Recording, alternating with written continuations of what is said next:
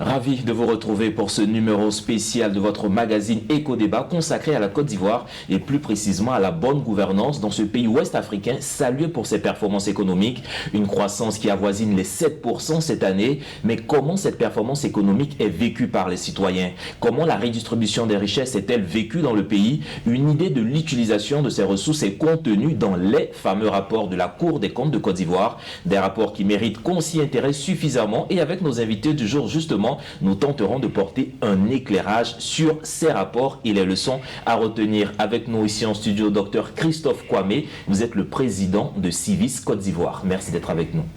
Bonjour Monsieur Soumaro, merci de nous avoir invités. Et avec nous en studio, M. Marius Komoé, vous êtes le président du Conseil national des consommateurs de Côte d'Ivoire. Merci d'avoir accepté notre invitation. C'est plutôt nous. Alors, docteur Christophe Kwame, d'entrée de jeu, on veut comprendre, on entend beaucoup parler des rapports de la Cour des comptes ou du rapport de la Cour des comptes. D'abord, pour nous situer, qu'est-ce que c'est exactement ce document? En réalité, la Cour des comptes est une institution supérieure de contrôle. ISC, il y en a plusieurs en Côte d'Ivoire, et sa fonction est de contrôler les comptes publics. Ce qu'il faut savoir, c'est que dans les comptes publics, il y a trois types. Il y a l'administration générale, les collectivités territoriales, mairies, régions et districts. Et enfin, il y a les EPN, établissements publics nationaux, et les EPIC, établissements publics à caractère industriel et commercial. Par exemple, le CHU, c'est une EPN. Quand on a dit ça, la Cour regarde réellement si l'exécution du budget s'est faite selon la loi. Et ensuite, la Cour fait l'audit général de conformité pour donner crédit au rapport pour que l'Assemblée nationale vote. Et enfin, la Cour choisit chaque année, comme ce qui s'est passé pour 2022, un établissement, une institution. Cette année 2022, la Cour a choisi le CHU pour contrôler, pour faire l'audit du CHU de 2016 à 2020. Donc voilà ces trois éléments. Et enfin, la Cour fait un résumé de tout cela. Donc, quand la Cour publie son rapport annuel, vous verrez qu'il y a 4 ou 5 petits documents contenus dans ce rapport. Et justement, on a vu que ce rapport 2022, en tout cas, a suscité beaucoup de réactions ici en Côte d'Ivoire. M. Marius Komoé, Société civile, président des consommateurs. Comment vous avez accueilli cette étude, ce rapport de la Cour des comptes? Tout rapport d'une Cour de comptes fut tel comme celle de la Côte d'Ivoire suscite beaucoup d'intérêt pour une organisation de la société civile. Cela dénote un tant soit peu pour une organisation de la société civile, quelle qu'elle soit, et encore plus pour les organisations de consommateurs, de s'assurer que nos institutions fonctionnent de façon autonome. Et que les rapports, les audits réalisés par chaque structure d'une telle envergure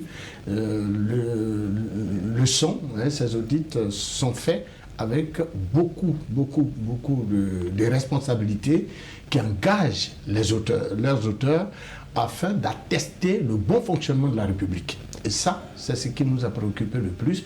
Ensuite, il fallait jeter un coup d'œil en s'assurant que dans le rapport, eh bien, ils ont été très pragmatiques, très scientifiques et que les conclusions de leur rapport cadrent avec les réalités qu'ils ont pu constater dans les différents audits qu'ils ont menés. Et ça, je pense que c'est salutaire pour un pays comme la Côte d'Ivoire, en Afrique de l'Ouest, qui essaie de se démarquer en démontrant pour la première fois de son histoire, avec des hommes nommés par décret présidentiel, mais qui prennent leur autonomie et qui assurent leurs responsabilités au regard des dispositions légales qui leur sont conférées pour faire leur travail. C'est tout ce que nous demandons. La gestion de la chose publique, des finances publiques, doit être doit être la chose la mieux partagée par chacun de nous, par chaque organisme étatique, de sorte à ce que les flux financiers qui sont attribués aux différents acteurs de l'administration publique, aux différentes structures de l'administration publique, soient gérés dans l'intérêt de l'État, dans l'intérêt des populations, et que cela n'apparaisse pas comme des sommes importantes mises à la disposition d'individus qui les utilisent à leur gré au détriment de l'intérêt général. Et ça, Il faut dire que le rapport de la Cour des comptes démontre, encore une fois, au risque de me répéter, que nous pouvons garder espoir, nous pouvons avoir espoir pour des lendemains meilleurs quant au bon fonctionnement de nos institutions, comme l'a démontré la Cour des comptes. Alors donc vous saluez déjà en tout cas le travail de cette institution pour dire qu'il y a une institution capable de faire ce travail, ça c'est un point positif, mais dans ce rapport, quelles sont je ne pourrais pas dire les leçons à tirer, mais quels sont les points vraiment clés qui ont suscité autant de réactions? Quelles sont les irrégularités, les dysfonctionnements qu'on peut relever dans ce fameux rapport? Il y a 7 principaux dysfonctionnements dans le rapport. Je dis 7 principaux parce qu'il y en a plusieurs. Premièrement, il y a la modification budgétaire en cours d'année. Modification budgétaire, on a un budget, je donne un exemple de 10 000 milliards en début d'année et en fin d'année on le modifie. Deuxièmement, il y a le nombre d'arrêtés qui ont permis de modifier ce budget-là. Comment on l'a modifié? Troisièmement, il y a le ratio masse salariale sur gain. On considère que vous gagnez 1 million par mois, vous ne pouvez pas prendre un loyer de 900 000. L'État de Côte d'Ivoire gagne 1000 milliards. Dès que 1000 milliards rentrent, on dit que l'État doit payer 35% seulement aux fonctionnaires. Donc, les ratios sont déjà fixés au préalable. Quatrièmement, il y a l'encours de la dette publique totale rapportée au PIB nominal. Et cinquièmement, le taux d'inflation moyen. La Côte d'Ivoire n'a pas atteint le bon chiffre. Sixièmement, il y a le taux de pression fiscale. Et septièmement, il y a le montant du financement des partis et groupements politiques. Sur le premier point, l'État de Côte d'Ivoire de 2020, nous l'avons classé ici, de 2020, 2021, 2022, a modifié le budget et a dépassé le plafond fixé par la loi. L'article 25 de la loi dit que d'une année à l'autre, on ne peut dépasser le budget que de 1%. Je dis bien 1%, même si la lune tombe. 2020, 12%, 2021, 4,75%, 2022, 4%. Donc, de 1%, on est monté. 2020, les 12% sont chiffrés à peu près à 1078 milliards. C'est-à-dire qu'on a fait un dépassement de 1078 milliards. Quand vous êtes obligé de dépasser ce montant, c'est-à-dire quand le ministre doit dépasser ce montant, la loi l'oblige aussi à respecter un certain nombre de processus, dont un décret pris en Conseil des ministres. Il y a un événement, on doit modifier le budget, on va en Conseil des ministres, le président de la République, seul par décret modificatif de la loi. Non. Les ministres qui sont passés de 2020 à aujourd'hui ont modifié la loi avec des arrêtés. 2020, 22 arrêtés.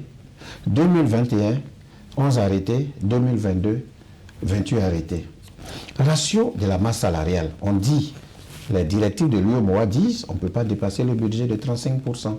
Si vous dépassez, vous fonctionnez mal. C'est un dysfonctionnement. Malheureusement, 2020, 48% de dépassement et ainsi de suite. Donc ça, c'est un mauvais travail, c'est un dysfonctionnement. Ensuite, ce que je vais dire, c'est le taux d'inflation. Le taux d'inflation consiste pour un État à freiner l'inflation des prix. On parle de la vie chère, les consommateurs en parlent. Donc l'État, par son professionnalisme, doit s'arranger pour que l'inflation soit le plus bas possible. Et quand l'inflation est le plus bas possible, ça augmente de manière arithmétique le pouvoir d'achat des citoyens. Donc, le rapport dit que l'État de Côte d'Ivoire ne maîtrise pas l'inflation. Donc, ça voudrait dire que les techniciens actuels qui gèrent les finances publiques doivent répartir encore à l'école. Ensuite, le taux de pression fiscale. Là encore, c'est important par rapport à la dette. Beaucoup de personnes, beaucoup d'entreprises disent que le taux de pression fiscale en Côte d'Ivoire est élevé. Mais en réalité, c'est une fausse pression. L'UEMOA dit que dans le secteur de l'UEMOA, le taux d'inflation, le taux de pression fiscale, doit être supérieur ou égal à 20%. 2020, 2021, 2022, on est en deçà de 20%. Exactement. Ça veut dire quoi concrètement? Ça veut dire que vous avez une population de 29 millions d'habitants. Au lieu de pouvoir fiscaliser tout le monde pour que chaque citoyen ait un seul numéro d'immatriculation, pour que chacun d'entre nous paye en fonction de ses capacités les impôts, il y a peut-être 15-20% seulement qui payent les impôts en Côte d'Ivoire. Et on doit créer des infrastructures et une bonne vie pour 29 millions. Qui doit le faire? Le gouvernement. Quel est le ministère qui doit le faire? Le ministère de la fonction publique. On peut dire aujourd'hui à travers ce rapport que le ministère de la fonction publique ne travaille pas suffisamment pour garantir la qualité de la vie des citoyens. Donc le taux d'inflation, je finis sur les partis politiques s'il vous plaît. Donc le taux de pression fiscale étant bas, l'État a 2 éléments seulement pour pouvoir gagner de l'argent, pour soutenir la vie des 29 millions. Un des mécanismes, c'est d'aller prendre de l'argent d'ailleurs, les prêts. C'est ce qui fait que 2011, 2024 aujourd'hui, nous sommes à 22 000 milliards de dettes.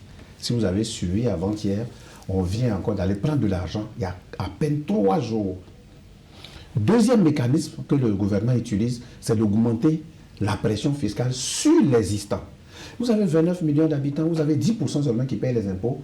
Chaque année, le gouvernement met des impôts sur leur tête. C'est pour cela que si vous allez à la CGCI, au MPME, à la FIPME, toutes les entreprises de Côte d'Ivoire vous diront que la pression fiscale est élevée. Donc on ne comprend pas le langage de la société civile qui dit que la pression fiscale est basse. En réalité, l'État ne travaille pas structurellement pour structurer la vie publique. Pour que le Choukouyaman, la femme de la Locodrome, paye ses impôts en fonction de ses capacités. Ils ne le font pas. Dernier point, le plus grave, qui délégitime tous les partis politiques, je pense que les partis politiques de Côte d'Ivoire n'ont même plus à parler de corruption parce qu'ils sont délégitimés. Ils sont financés depuis 2004 à aujourd'hui. Aucun d'entre eux n'a de rapport disponible. Ils utilisent l'argent de l'État, ils utilisent nous tous notre argent, ils sont financés sur fonds publics et la Cour des comptes dit... Pour des structures privées. Pour des structures privées, parce que c'est des droits, c'est des associations de droits privés. Et on leur donne de l'argent et ils ne rendent pas compte. Donc pour nous, nos recommandations, depuis que nous avons commencé à travailler sur les rapports, on demande à l'État, on demande à la Cour des comptes, on demande au ministère du Budget et des Finances et le ministère de l'Intérieur d'arrêter le financement des partis politiques tout en sachant qu'ils n'ont pas de rapport disponible. Voilà les 7 points de dysfonctionnement majeurs. Il y en a d'autres. Il y en a d'autres. En tout cas, merci déjà pour ces éclairages. Alors, juste en face de vous, M. Marius Komoé, quand vous regardez un peu tous ces dysfonctionnements, vous, au niveau de la société civile et de toutes ces actions que vous engagez, comment est-ce que vous associez le citoyen ou comment est-ce que le citoyen est sensibilisé pour pouvoir s'approprier ces données, ces éléments, pour pouvoir jouer leur rôle de contrôle citoyen dans la bonne gouvernance de nos États et de la Côte d'Ivoire en particulier dont on parle aujourd'hui? Mais c'est en cela, justement, l'importance donc des organisations de la société civile.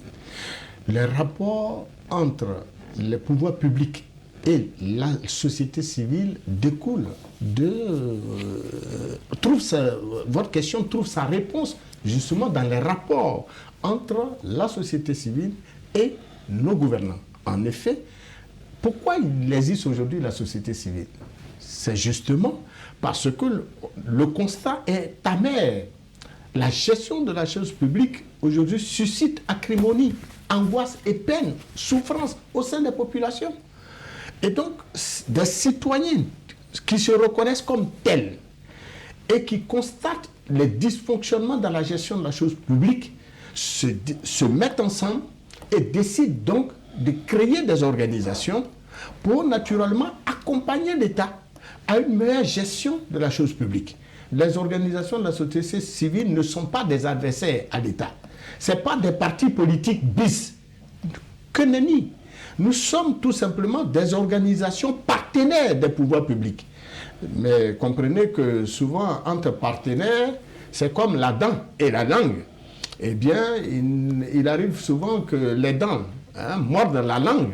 Mais ce n'est pas une raison pour que le citoyen dont la dent a mordu sa langue va couper la langue et la jeter. Non.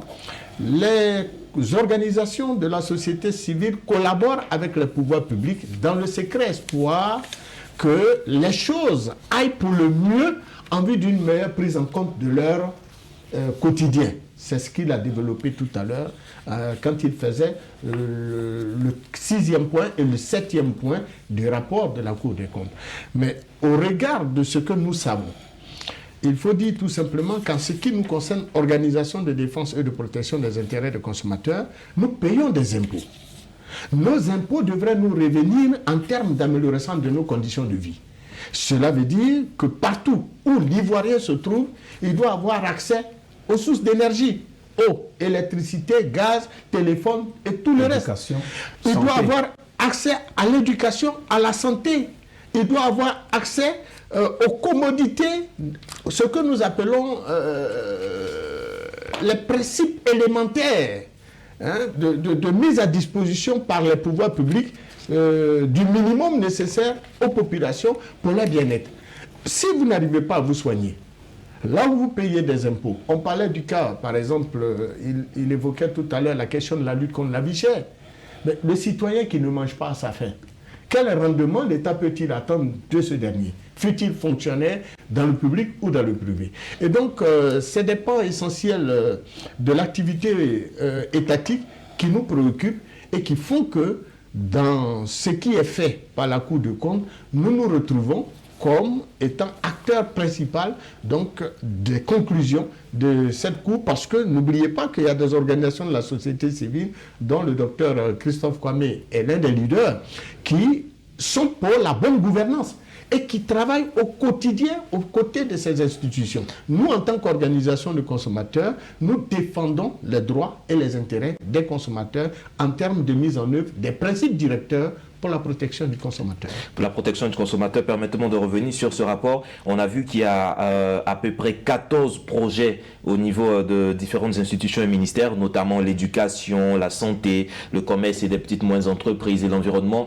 Des projets qui ont reçu les financements, mais ces financements, en tout cas ces projets, n'ont pas encore vu le jour, ne sont pas exécutés. Je vais revenir vers vous tout à l'heure, docteur, mais rapidement, en tant que citoyen de la société civile, quand vous voyez qu'au niveau de l'éducation, de la santé, des petites entreprises, il y a de l'argent qui a été débloqué pour des projets et que ces projets n'ont pas été exécutés, qu'est-ce que vous pouvez faire? Comment vous sensibilisez déjà la population? Comment vous attirez l'attention des décideurs?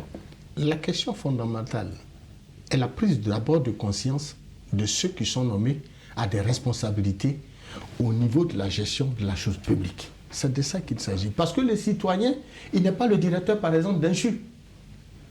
Lui, il est un acteur qui vient vers, justement, le CHU pour trouver des prestations qui garantissent son état de santé. Les dysfonctionnements sont à tous les niveaux, au niveau étatique. Pourquoi la vie est chère? La vie est chère parce qu'il y en a qui refusent de faire le travail. Il l'a dit tantôt. Il y a des gens même qui méritent même, qui devraient même démissionner. Permettez-moi de Je ne dis pas que ça concerne uniquement. Ne voyez pas seulement dans la question de la lutte contre la vie chère un seul et unique acteur. Très souvent, quand on parle de lutte contre la vie chère, on regarde le ministère du Commerce. Mais non. La question, par exemple, relative à la production rizicole, en quoi ça découle du ministère du Commerce? Pourquoi le bétail en Côte d'Ivoire est si cher au point de confier notre vente à l'étranger? Regardez un pays comme le Mali, le Burkina, le Niger, qui sont des pays enclavés. Ils n'ont pas accès à des sources, à des herbes fraîches. Ils n'ont même pas accès à une bonne saison pluviométrique. Mais ces pays-là, dans cette calamité naturelle que Dieu leur a ouverte, produisent des bœufs, des moutons, et viennent les vendre à un pays comme la Côte d'Ivoire, dont Dame Nature a gratifié l'ensemble de son territoire national d'herbes fraîches, pouvant lui permettre d'engager le pays sur une bonne politique de production animalière. Nous avons un ministère des productions animales et des ressources halieutiques. Quelle est la politique nationale de production animalière de sorte à permettre à la Côte d'Ivoire de tourner le dos à l'importation tout azimut de bétail? Voilà des questions fondamentales parce que tout ça constitue justement des freins à l'accès des populations aux ressources animalières. Et donc, ne pas le relever, c'est faire preuve de malhonnêteté intellectuelle. C'est pareil pour le secteur. Aujourd'hui, par exemple, vous prenez le secteur du riz. Regardez l'Inde, regardez la Thaïlande, regardez la Chine, regardez même les États-Unis. Des pays à des années-lumière de développement de la Côte d'Ivoire. Des pays dont on ne peut même nous comparer en termes de développement humain. Mais les populations de là-bas, malgré la calamité naturelle qui leur est faite, regardez bien, la Chine, c'est totalement enclavé d'eau. C'est des grandes îles. Vous prenez l'Inde, c'est également assez d'eau. Mais dans leur dysfonctionnement naturel, ils produisent du riz. Nous, on a des bas-fonds sur l'ensemble de notre territoire national. On a une bonne saison pluviométrique. Nous sommes en plein harmattan en Côte d'Ivoire, mais il continue de pleuvoir. On a un ministère, on a des agriculteurs. Je pense que votre message on a des ingénieurs, mais impossible de produire du riz. Pour revenir à ce rapport, il y a un thème que vous avez utilisé tout à l'heure. Est-ce que ces dysfonctionnements, en tout cas ces projets qui n'ont pas vu le jour, on peut dire qu'il y a des personnes qui ne font pas correctement leur travail ou qui refusent de travailler, ou bien est-ce qu'il y a des obstacles? 14 projets pour des montants faramineux. Qu'est-ce qui explique le fait que ces projets ne soient pas exécutés? En réalité, la Côte d'Ivoire est une république démocratique multipartite et le travail est divisé. Vous avez un exécutif qui est le gouvernement avec l'administration centrale et les autres administrations. Vous avez à côté le privé qui fait du bénéfice pour créer la richesse. Vous avez de l'autre côté les citoyens qui ont une double fonction. Ils sont les détenteurs de droits, certes, la production des services et des infrastructures doivent venir aux citoyens, mais en même temps, ils ont une deuxième fonction. Hein, c'est comme si être citoyen, c'est un boulot à plein temps. Et donc, l'idée de la Cour des comptes démontre que ces ministères n'ont pas atteint leurs objectifs. Mais ce qui est encore grave que la majorité des citoyens lambda ne savent pas, c'est qu'en passant du budget de moyens au budget programme, on donne l'occasion à chaque ministère d'écrire lui-même en fonction de l'existence des statistiques, parce que l'Institut national des statistiques de Côte d'Ivoire produit des statistiques qui disent dans tel domaine de la santé, voilà les besoins. À l'école, voilà les besoins. Tout ce que vous avez cité est l'existant. Donc chaque ministère récupère l'existant de la Côte d'Ivoire et va dans le programme national de développement, le PND, pour savoir que de telle année à telle année, voilà ce qu'on doit atteindre. Par exemple, début 2023, Dibikro, 100% énergie solaire. L'État de Côte d'Ivoire dit d'ici 2030, nous serons à 40% d'énergie solaire. Donc tous ceux qui sont dans ce domaine vont écrire ce qu'on appelle un programme annuel de performance en disant j'ai besoin de 10 milliards, j'ai besoin de 100 milliards pour cette année pour me mettre dans le cadre de la République de Côte d'Ivoire, jouer mon rôle pour l'éducation par exemple. En fin d'année, il faut un rapport annuel de performance pour dire j'ai eu les 100 milliards, voilà ce que j'ai produit. Et donc, ce que vous êtes en train de dire, la Cour des comptes constate que 14 institutions n'ont pas atteint les objectifs. Pire, en 2020, il y a un ministère qui a fait 2,96% de performance sur 100%. La question aujourd'hui, c'est-à-dire après le constat, nous avons déjà écrit à certaines institutions pour nous expliquer. Par exemple, pour le cas précis des financements des partis politiques, nous avons écrit à des ministères. Les réponses qui sont arrivées ne nous ont pas encore satisfaits. Mais comme je l'ai déjà dit sur d'autres plateaux, 2020, 2021, 2022, le processus n'a que 3 ans. C'est-à-dire le budget programme n'a que 3 ans d'existence. Donc on considère que les gens de l'administration, pour certains qui ont travaillé depuis 50 ans, depuis 40 ans, sur le budget de moyens, ont besoin d'un minimum de 3 ans, 4 ans, 5 ans pour se remettre à jour, pour maîtriser le nouveau système et être plus performant. C'est ce que nous disons vraiment pour ne pas être des inquisiteurs seulement. Mais quand on a dit ça, en regardant plus bas, la question aujourd'hui dont on n'a pas encore la réponse, c'est est-ce que quand ils n'atteignent pas les objectifs, ils reversent l'argent? Est-ce que sur le papier du budget, c'est à chaque étape d'exécution que l'argent est décaissé? Pour le moment, on n'a pas d'informations disponibles.